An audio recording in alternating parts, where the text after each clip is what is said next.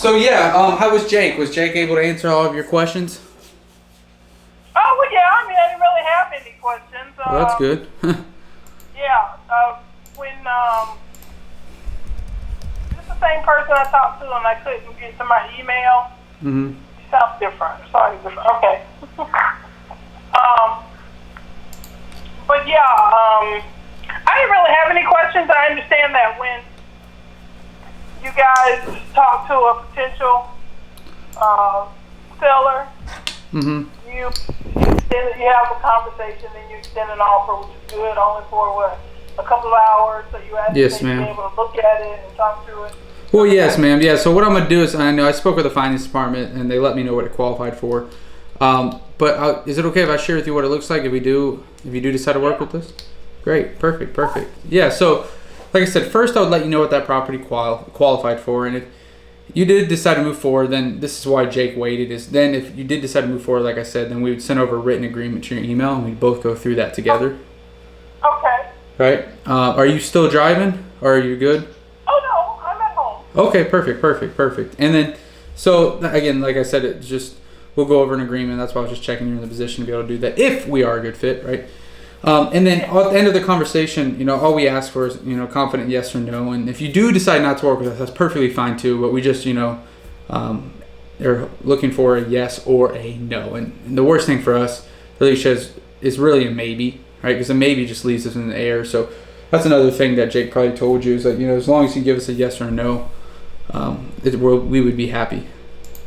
Fair enough. Perfect. Great. Yeah, you sound very reasonable compared to some of these other people we talk to.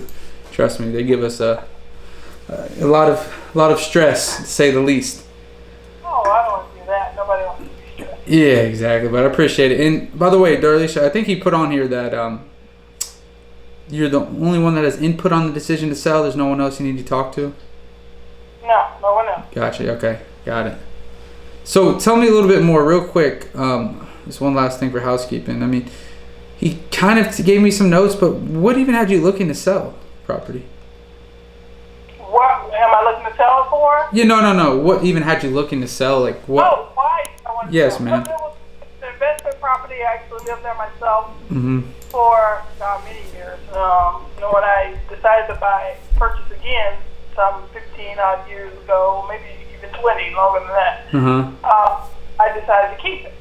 And just, my parents own investment properties, so my dad suggested I do the same with that one.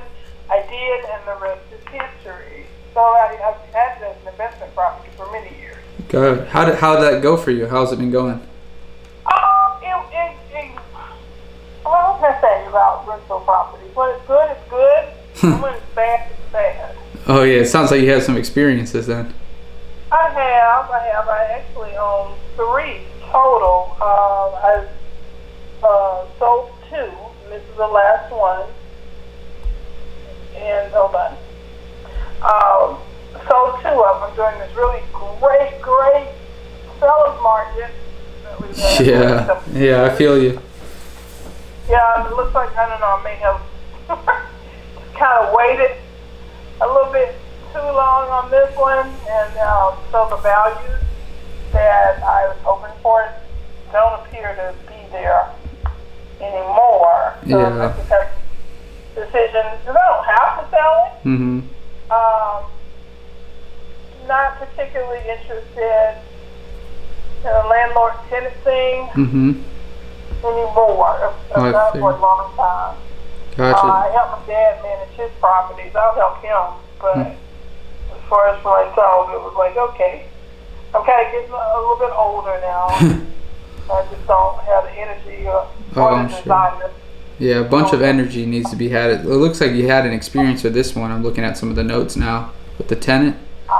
Yes, I have. The tenant and she was there about 10 years. Really? Probably, yeah, since 2012, I think. Yeah, 10 years. Which was probably part of the problem. Yeah. So when I decided I want to sell this house, I kind of, I guess, caught her blindsided or caught her off guard. So she wasn't happy with that. And it just, just went totally downhill from there.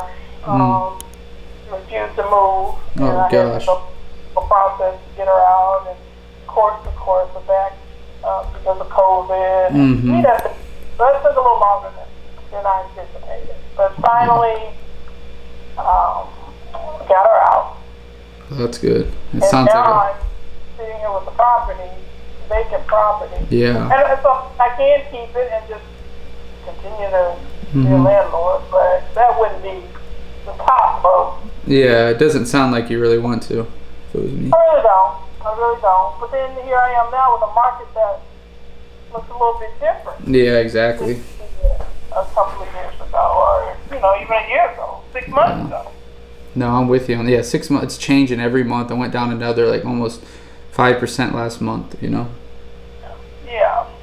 So anyway, long story short, I'm exploring options. Gotcha. I get calls all the time Yeah, I'm sure you do. about units, so I get somebody happen to call me at just the right time from your company. Oh, great. And here we are. Here we are. Perfect. Yeah.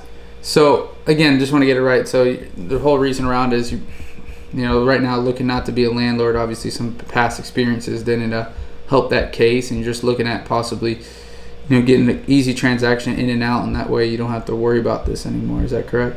Exactly. That is absolutely correct. Yeah. Perfect. Great. So I do have the number here. They really show that they qualified the property for. Keep in mind this is what you would walk away with in your pocket, minus mortgage and your prorated taxes, which is a state of Georgia thing. There's no closing costs, no realtor commissions, and the property would be sold as is. So those repairs that might need to be done, you don't obviously have to touch those, and as well, of course, as getting this money too, so that you don't have to worry about renting this out again. But I see here they did come down. Come back. They qualified it for a lot lower than I was hoping for. They qualified it for $121,432 though. Oh, absolutely not. Yeah, that's what I figured, man. It sounded way too low for that property. Yeah. Way too low. I talked to investors that offered me more than that. So. Gotcha. What were you hoping for at least, just so I can put it here? Oh gosh, I was hoping for at least about 165, 170. Got it. 165, 170. Got it. So, okay. Yeah, and even if we it looks like we're too far apart. It kind of. Yeah. We have other ways we might be able to work together. I know we're pretty dang significantly far apart, but Yeah. we might have some other ways. So you're saying, okay, 165, 170 is probably the lowest absolute? Yes. Gotcha. So even if we could come up, and I'm not saying we could, and I know it's just, but even if we come up to the 135, 140-ish, it probably wouldn't even make sense. No. It would Gotcha. be way too much. Gotcha. 165 or nothing, really. 170. 170, Well, excuse me, sorry. I may do 165. Say it again? I may possibly do 165. Got it. But certainly that's the bottom. Let me ask you this, Darlisha, because I know, again, we're pretty far off, but there's ways where we've came up in the past, but it just required some extra things from the sellers. Let me ask you this. If we were given, if you were able to give us, access per week, at least 2 to 3 times per week into the property, is that something even possible? I know it's vacant. Is that possible? Why would you need access 2 to 3 times a week? That's the money question. I like that you asked that, Darlisha. So in the past, the reason why we've been able to come up that much, right, from the 121 to, let's just say, I'm not saying we could do it, but to the 160s was what we've done is we were able to, help a seller and assist them. We came up with this process to assist them in getting their higher price. The way that happens is that you obviously can tell, like, even if we came up to our max I have here at 140, like, it's still not a fit. So the thing, Darlisha, is we've been doing this for 5+ years, and we built a big network of investors, hedge funds, retail buyers, people that are willing to pay more than us in certain areas because, one, they might be living there for a long time versus us buying it as an investment. Okay. And so what we've done in the past, again, for situations like this is where, we've asked sellers, hey, if you give us some time and some access, and what I mean by time and access, well, if you give us about 21 days max, and, a couple times per week at least into the property, we could possibly pay you that 165, but we would just need to be able to market it out on your behalf to these people. Just because, again, we built this relation with them, and it allows us to get more eyes on it and gives us the best chance of giving you the price. Does that kind of make sense, or? No, because that keeps me from talking to other investors about other possibilities. Gotcha. So that may be able to meet me at my 165, 170 minimum. Yeah. It's tied up in your process. Yeah. No, you're hitting all the right things. I mean, you're exactly what I want to hear. You know, at least I think you understand it, but you see how it doesn't make sense sometimes in your case. Now, what if we were able to put on the, and I'm just saying what ifs here, but what if we were put on the agreement that, and how it works, Darlisha, is like we would put on the agreement 170, and then within 21 days max, we would be able to give you an answer of yes or no. And no, we shake hands, walk away as friends, and you go to, anyone you can talk away with. But yes, that we found someone with, and then we'll be able to get you closed on the timeline similar to what you were wanting. That still ties it up. That doesn't. Yeah, it ties it up for 21 days, but to get you your 170, I may get my 170 with the next investor that I talk to tomorrow. You could, but here's another thing, Darlisha. I could promise you 170 right now, but I'm sure you're probably, I don't know if you've had this experience yet, but a lot of these people in this industry, they'll offer you 170 just to get you locked up in a contract, and then just go use that, because most of these people don't have the money to flip, but to go use that, then when they have your contract, to go sell it to other people. Kind of what I just explained to do, but me telling you openly what we're going to do, right? Because right now I could buy it in 2 days from now at the 140s, but that doesn't work. So my option was like, hey, if you want more money, I can try to find something. What these people are going to do is going to lock you in an agreement, not going to tell you what's going to go on, try to go behind your back, and just to let you know in 45 days they can't close on the property. And then now you're sitting where you're at. Yeah, and then I have a mortgage on that property. So then you got to pay the mortgage, Yes, I do. So yeah, that. Well, no, I'm saying that's what the people would be doing to you. How much is the mortgage?